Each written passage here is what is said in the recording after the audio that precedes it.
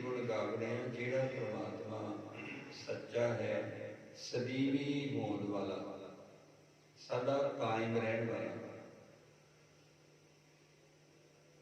जिहड़े उस सच्चे दे सदा गुण गाउंदे रहिंदे उन्हां तो बधारे जाते हैं। बात गुरु को सहज न पाए, जिहड़ी आत्मक अडोलता है, जिहड़ा टिकाऊ है जिंदगी का, वो सतगुरु कहते गुरु तो बगैर नहीं मिलता। गुरु ही है जिहड़ा सानू जिंदगी विच टिकाऊ दिंदा है। गुरु ही है जिहड़ा साडे अंदर एक सारता बख्शिश करदा है। गुरु है जिहड़ा साडे जीवन नू समान निरंतर करदा है, बराबरता करदा है। ते गुरु तो बगैर सतगुरु कहते कोई सहज आत्मक डोलता प्राप्त नहीं कर सकता। बाज गुरु को सहज न पाए, गुरमुख सहज समावणिया। गुरु की शरण विच पै के ही ये जिहड़ी जीवन की अवस्था है, सहज एक सारता, टिकाऊ, एकाग्रता, मन का जिहड़ा टिकाऊ है वो गुरु तो ही, गुरु ही किरपा करता है, तां ही ये साडी जिंदगी दे विच टिकाऊ मिलता है। सो आओ इस शब्द विच गुरु साहिबां ने जो किरपा की है। माज महला तीजा एका जोत जोत है शरीरा। हुण इस शब्द विच सतगुरु किरपा करते हैं कि जिहड़ी परमात्मा की जोत है, एक जोत जोत है शरीर। सारे शरीरां दे विच हर एक दे विच इक्को ही परमात्मा की जोत है।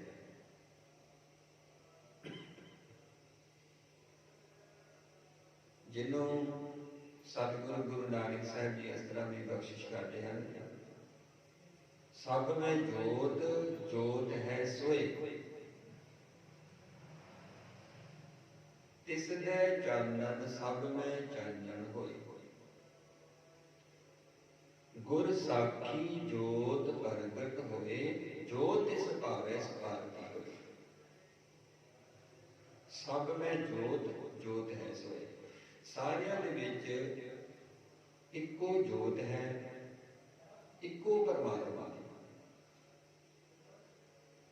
जिन्नी कुदरत परमात्मा ने बनाई है, वो सारे एक ही जोत है।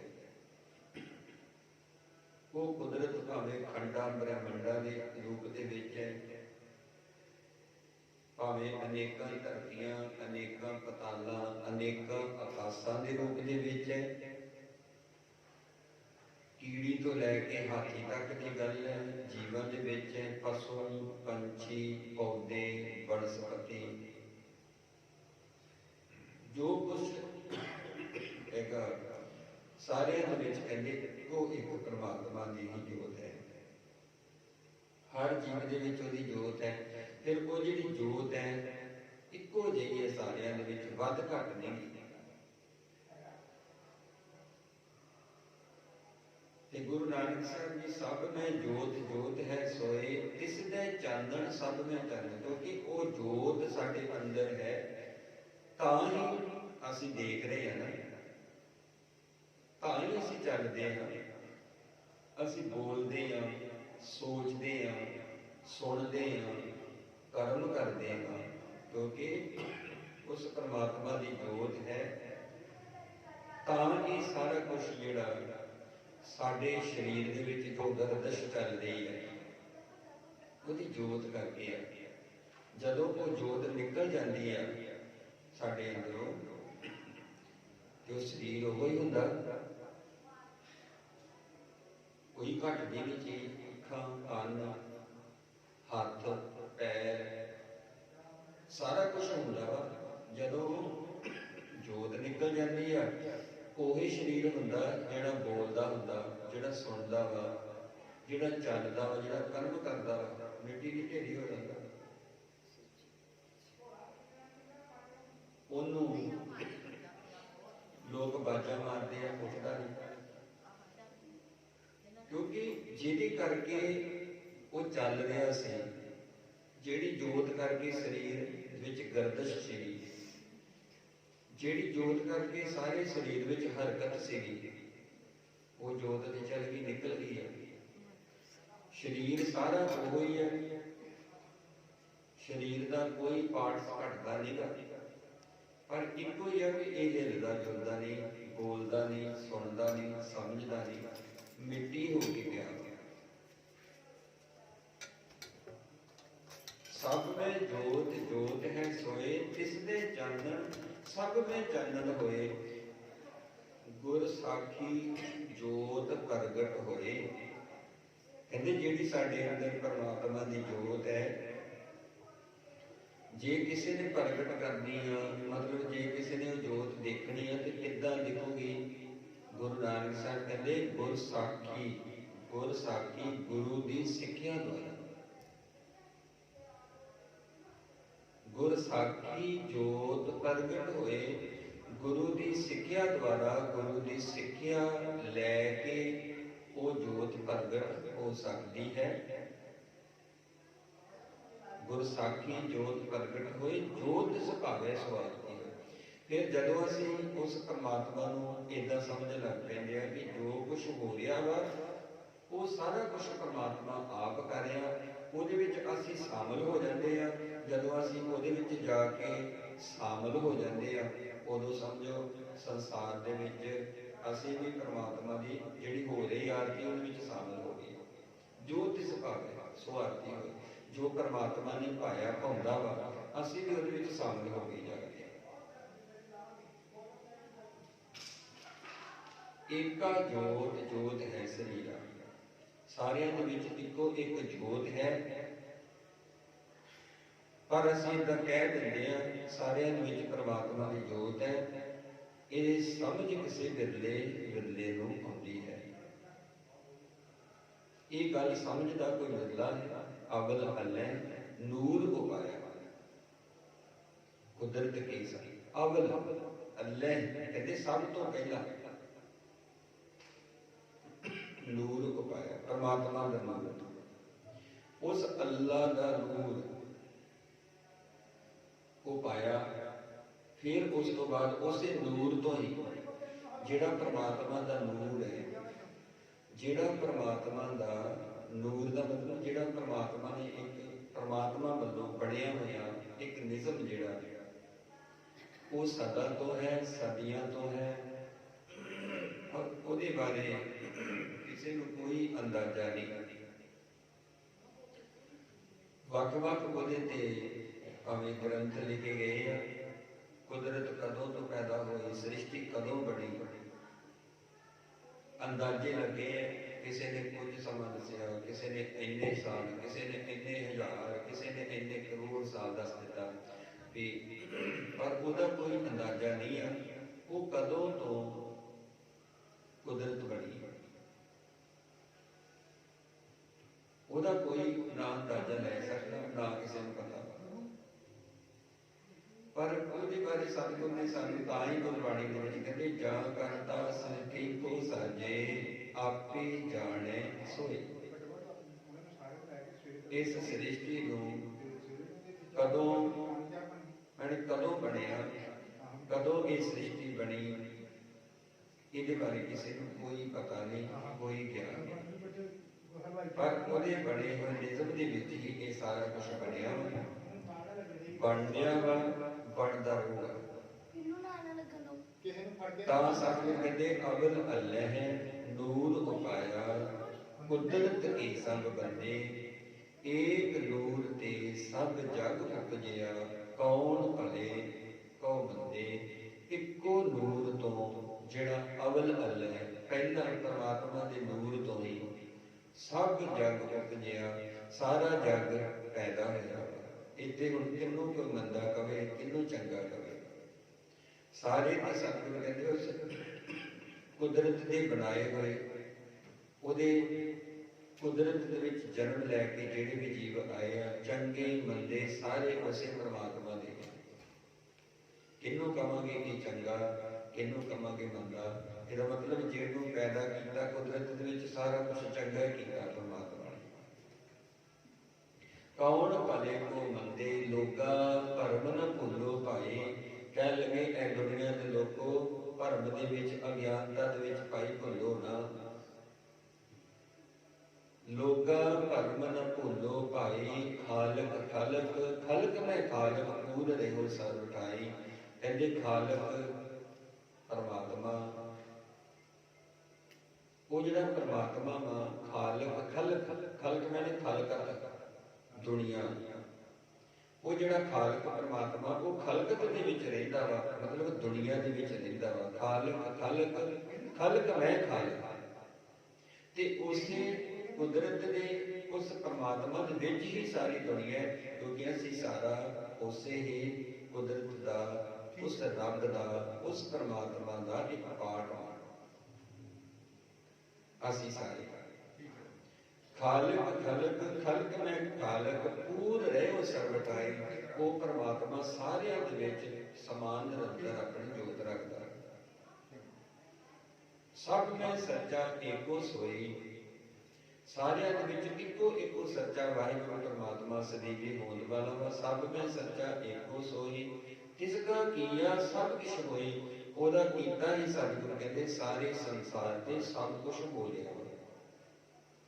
ਹੁਕਮ ਪਛਾਣੇ ਤਾਂ ਏਕੋ ਜਾਣੇ, ਬੰਦਾ ਕਹੀਏ ਸੋਈ। ਜਿਹਨੂੰ ਪਰਮਾਤਮਾ ਨੇ ਕਿਰਪਾ ਕਰਤੀ ਹੁਕਮ ਦੀ ਪਹਿਚਾਣ ਆ ਗਈ ਜੀ, ਜਿਹਨੂੰ ਪਰਮਾਤਮਾ ਦੇ ਹੁਕਮ ਦਾ ਪਤਾ ਲੱਗ ਗਿਆ, ਜਿਹਨੂੰ ਕੁਦਰਤ ਕਰਕੇ ਵਸੇ ਹੋਏ ਪਰਮਾਤਮਾ ਦੇ ਨਿਯਮ ਦਾ ਪਤਾ ਲੱਗ ਗਿਆ, ਕਹਿੰਦੇ ਉਹਦਾ ਜੀਵਨ ਸੋਹਣਾ ਬਣਦਾ। ਜਿਹੜਾ ਉਹਨੂੰ ਸਮਝ ਲੈਂਦਾ, ਹੁਕਮ ਪਛਾਣੇ ਤਾਂ ਇੱਕੋ ਜਾਣੇ। ਜਦੋਂ ਸਾਨੂੰ ਹੁਕਮ ਦੀ ਪਹਿਚਾਣ ਆ ਜਾਂਦੀ ਹੈ ਨਾ, ਫੇਰ ਹੀ ਅਸੀਂ ਇੱਕ ਦੇ ਨਾਲ ਜੁੜਦੇ ਹਾਂ। ਫੇਰ ਹੀ ਏਦਾਂ ਗਾਉਂਦਾ ਬੰਦਾ, ਏਕੋ ਹੈ ਭਾਈ ਏਕੋ ਹੈ, ਸਾਹਿਬ ਮੇਰਾ ਏਕੋ ਹੈ। ਉਦੋਂ ਗਾਉਂਦਾ ਵਾ, ਉਦੋਂ ਗਾਉਂਦਾ ਨਹੀਂ ਉਹ ਗੱਲਾਂ, ਉਹ ਅਸਲੀਅਤ ਵਿੱਚ ਕੋਈ ਚੀਜ਼ ਨੂੰ ਮਾਣ ਲੈਂਦਾ ਵਾ। ਏਕੋ ਹੈ ਭਾਈ ਏਕੋ ਹੈ। ਅਸੀਂ ਤੇ ਕੋਈ ਜਿੱਦਾਂ ਉਹ ਸ਼ਬਦ ਪੜ੍ਹਦਾ ਨਾ, ਅਸੀਂ ਸ਼ਬਦ ਪੜ੍ਹਿਆ ਏਕੋ ਹੈ ਭਾਈ ਏਕੋ ਹੈ, ਸਾਹਿਬ ਮੇਰਾ ਏਕੋ ਹੈ। ਅਸੀਂ ਪੜ੍ਹ ਲਿਆ ਵੀ ਸੁਣਿਆ ਹੋਊਗਾ, ਤਾਰਾ ਮਾਰ ਮਾਰ ਕੇ ਗਾਇਆ ਹੋਊਗਾ, ਜ਼ਿੰਦਗੀ ਦੇ ਵਿੱਚ ਕਿਸੇ ਬਿਰਲੇ ਨੇ ਇਹਨੂੰ ਵਸਾਇਆ। ਜਿਹਨੂੰ ਇਹ ਸਮਝ ਆ ਗਈ ਏਕੋ ਹੈ ਭਾਈ ਏਕੋ ਹੈ, ਉਹਦਾ ਜੀਵਨ ਪਤਾ ਕਿੱਦਾਂ ਦਾ ਬਣਦਾ। ਵਿਸਰ ਗਈ ਸਭ ਤਾਤ ਪਰਾਈ, ਜਗ ਤੇ ਸਾਧ ਸੰਗਤ ਹੋਏ ਪਾਈ। ਨਾ ਕੋ ਵੈਰੀ ਨਹੀਂ ਬਿਗਾਨਾ, ਸਗਲ ਸੰਗ ਹਮ ਕੋ ਬਨ ਆਈ।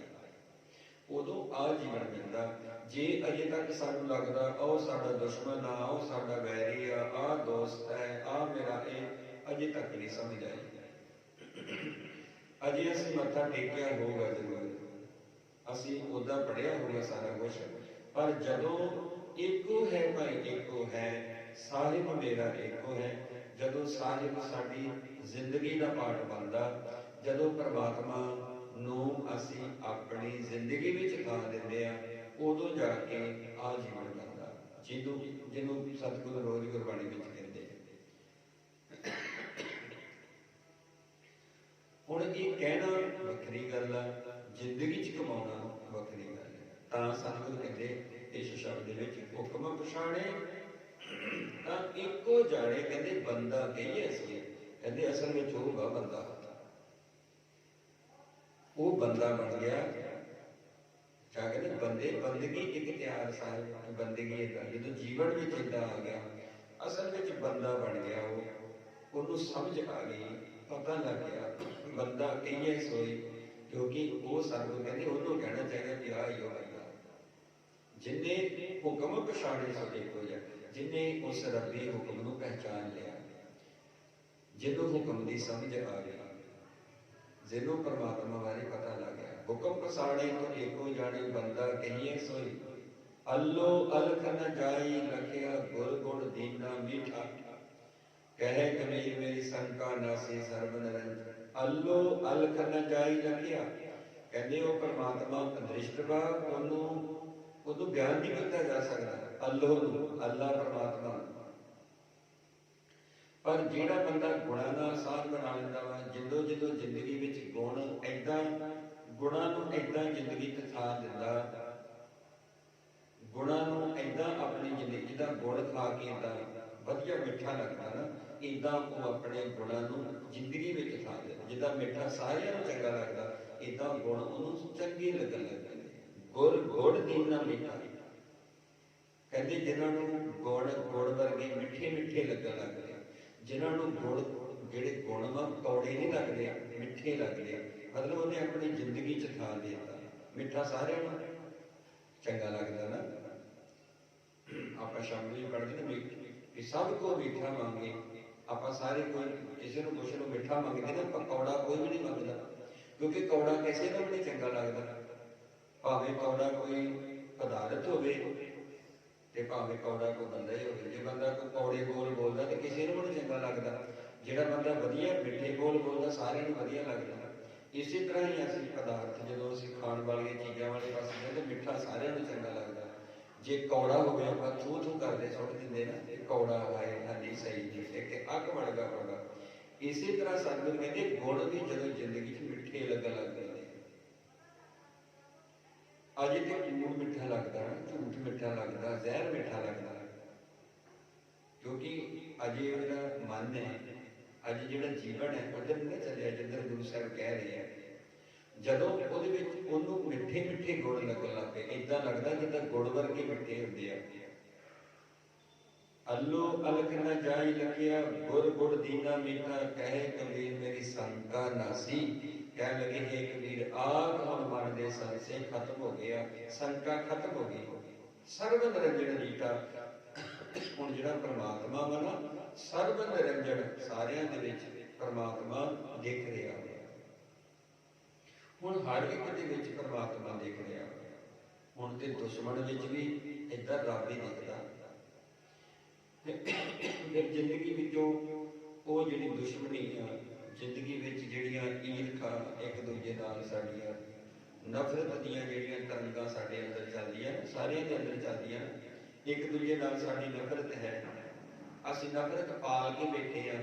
ਨਾਲੇ ਜਿਹੜੀ ਨਫ਼ਰਤ ਹੈ ਇਹ ਤੇ ਅਸੀਂ ਅੰਦਰ ਰਹਿਣ ਪੱਕੀ ਕਰਕੇ ਰੱਖੀ ਆ ਨਾ, ਇਹ ਤੇ ਸਾਡੇ ਅੰਦਰ ਫੈਲ ਬਣੀ ਪਈ ਹੈ ਉਹ ਨਫ਼ਰਤ ਦੀ। ਜਦੋਂ ਸਾਨੂੰ ਭਾਵੇਂ ਉਹ ਫੈਲ ਏਦਾਂ ਸ਼ਾਂਤ ਰਹਿੰਦੀ ਹੈ, ਕਈ ਵਾਰੀ ਜਦੋਂ ਸਾਨੂੰ ਉਹ ਬੰਦਾ ਚੇਤੇ ਆ ਜਾਂਦਾ, ਦਿਖ ਪੈਂਦਾ ਕਿਤੇ, ਜਾਂ ਉਹਦੇ ਬੋਲ ਕਿਸੇ ਨਾਲ ਕਿਸੇ ਕੋ ਕੰਨਾਂ 'ਚ ਸੁਣ ਲੈਂਦੇ, ਉਸੇ ਵੇਲੇ ਉਹ ਨਫ਼ਰਤ ਦੀ ਜਿਹੜੀਆਂ ਅੰਦਰ ਬੈਠੀਆਂ ਹੋਈਆਂ ਵਾਈਬ੍ਰੇਸ਼ਨ ਉੱਦਾਂ ਉੱਠ ਪੈਂਦੀਆਂ ਅੰਦਰ। ਇਹ ਇਕੱਲਾ ਨਹੀਂ, ਏਦਾਂ ਹੀ ਸਾਰਾ ਕੁਛ ਅਸੀਂ ਆਪਣੇ ਅੰਦਰ ਦਬਾ ਕੇ ਰੱਖਿਆ ਹੋਇਆ।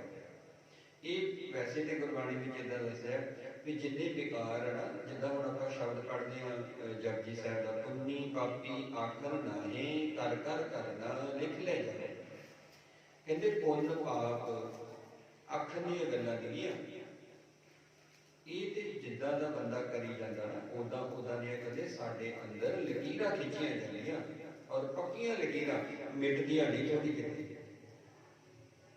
ਉਹ ਪੱਕੀਆਂ ਲਕੀਰਾਂ ਹੁੰਦੀਆਂ, ਉਹ ਮਿਟਣੀਆਂ ਬਾਅਦ ਵਿੱਚ ਬਹੁਤ ਔਖੀਆਂ ਹੋ ਜਾਂਦੀਆਂ। ਤੇ ਉਹ ਸਾਰੀਆਂ ਚੀਜ਼ਾਂ ਉਹਨਾਂ ਦੀਆਂ ਫਿਰ ਫੈਲਾਂ ਬਣ ਜਾਂਦੀਆਂ ਸਾਡੇ ਅੰਦਰ, ਪੱਕੀਆਂ ਬੜੀਆਂ ਹੁੰਦੀਆਂ। ਕਿਹਦੇ ਨਾਲ ਦੁਸ਼ਮਣੀ ਪਾਲਣੀ ਹੈ, ਕਿਸੇ ਨਾਲ ਦੋਸਤੀ ਹੈ, ਕਿਹਦੇ ਨਾਲ ਮੈਂ ਈਰਖਾ ਪਾਲਣ ਡਿਆ ਹਾਂ, ਕਿਹਦੇ ਨਾਲ ਮੈਂ ਦਵੈਤ ਭਾਵਨਾ ਰੱਖਦਾ ਹਾਂ, ਕਿਹਦੇ ਨਾਲ ਮੇਰੀ ਨਫ਼ਰਤ ਬਣੀ ਪਈ ਹੈ। ਇਹ ਸਾਰੀਆਂ ਹਰ ਇੱਕ ਦੇ ਅੰਦਰ ਹੀ ਫੈਲਾਂ ਬਣੀਆਂ ਹੋਈਆਂ। ਜਦੋਂ ਕਿਸੇ ਕੋਈ ਮਾੜੀ ਜਿਹੀ ਹਵਾ ਮਿਲਦੀ ਹੈ, ਜਦੋਂ ਕੋਈ ਮਾੜੀ ਜਿਹੀ ਚਵਾਤੀ ਲਾਉਂਦਾ, ਉਹ ਸਾਡੀਆਂ ਫੈਲਾਂ ਉਸ ਵੇਲੇ ਖੁੱਲ੍ਹ ਜਾਂਦੀਆਂ। ਭਾਵੇਂ ਜਨਮ ਤਾਂ ਹੀ ਤਾਂ ਸਤਿਗੁਰੂ ਜਨਮ ਕਿਸ ਮਨ ਕੋ ਮਨ ਲੱਗੀ ਹੋਈ ਹੈ ਵੀ ਜਨਮਾਂ ਦੀਆਂ ਜਿਹੜੀਆਂ ਵਾਈਬ੍ਰੇਸ਼ਨਾਂ, ਫੁਰਨੇ, ਵਿਕਾਰ, ਉਹਨਾਂ ਦੇ ਅੰਦਰ ਬਣਿਆ ਪਿਆ ਸਾਰਾ ਕੁਛ।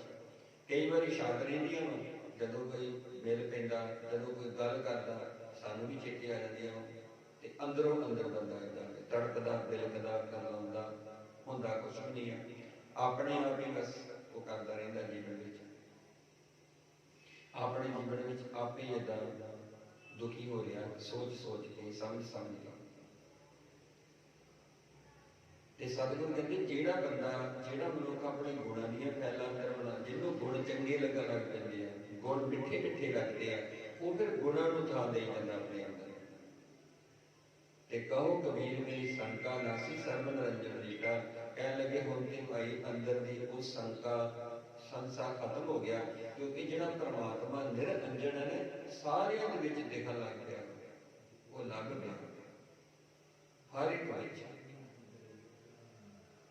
ਤੇ ਭਾਵੇਂ ਸ਼ਬਦਾਂ ਵਿੱਚ ਸਭ ਗੋਬਿੰਦ ਹੈ, ਸਭ ਗੋਬਿੰਦ ਹੈ, ਗੋਬਿੰਦ ਬਿਨ ਨਹੀਂ ਕੋਈ, ਇਹ ਬਾਬਾ ਨਾਮਦੇਵ ਸਾਹਿਬ ਜੀ ਕਹਿੰਦੇ ਆ। ਕਿਉਂਕਿ ਬਾਬਾ ਨਾਮਦੇਵ ਸਾਹਿਬ ਜੀ ਨੇ ਏਦਾਂ ਨਹੀਂ ਕਹਿਤਾ ਸਾਡੇ ਵਾਂਗ, ਉਹਨਾਂ ਨੇ ਪਹਿਲਾਂ ਗੋਬਿੰਦ ਨੂੰ ਦੇਖ ਲਿਆ ਸਾਰੇ, ਉਹਨੂੰ ਗੋਬਿੰਦ ਦਿਖ ਪਿਆ ਸੀਗਾ ਸਾਰੇ, ਹਰ ਇੱਕ ਵਿੱਚ ਲੱਭਣ ਲੱਗ ਪਿਆ ਸੀ। ਬਾਬਾ ਨਾਮਦੇਵ ਸਾਹਿਬ ਜੀ ਦਾ ਇਤਿਹਾਸ ਵੀ ਆਪਾਂ ਜਦੋਂ ਅਸੀਂ ਪੜ੍ਹਦੇ ਹਾਂ ਸਾਖੀਆਂ ਦੇ ਵਿੱਚ, ਹਰ ਇੱਕ ਵਿੱਚ ਲੱਭਦਾ ਬਾਬਾ ਨਾਮਦੇਵ। ਏਦਾਂ ਵੀ ਹੁੰਦਾ ਨਾ ਕਿ ਬਾਬਾ ਨਾਮਦੇਵ ਸਾਹਿਬ ਜੀ ਨੇ ਕਹਿੰਦੇ 72 ਵਾਰ ਰੱਬ ਦੇ ਦਰਸ਼ਨ ਕੀਤੇ, ਆਪਾਂ ਏਦਾਂ ਪੜ੍ਹਦੇ ਹਾਂ। ਪਰ ਇਹ ਕਿਸੇ ਨੇ ਸਾਨੂੰ ਸਾਖੀ ਵਿੱਚ ਦੱਸ ਦਿੱਤਾ ਵਾ।